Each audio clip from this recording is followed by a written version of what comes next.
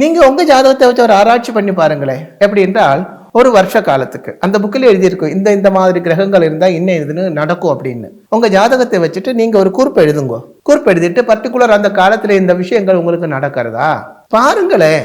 கண்டிப்பா நடக்கத்தான் செய்யும்.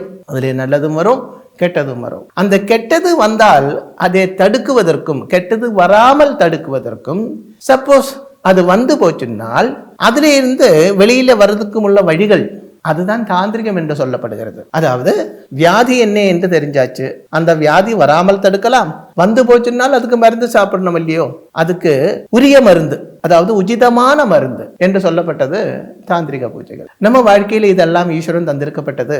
நமக்கு நாளைக்கு என்ன நடக்கும் இந்த பாருங்க. இப்போ நான் உங்களிடம் பேசிட்டு இருக்கேன், நீங்க இது கேட்டுட்டு இருக்கு.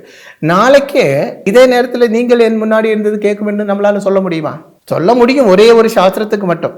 அதுதான் ஜோதிஷம்.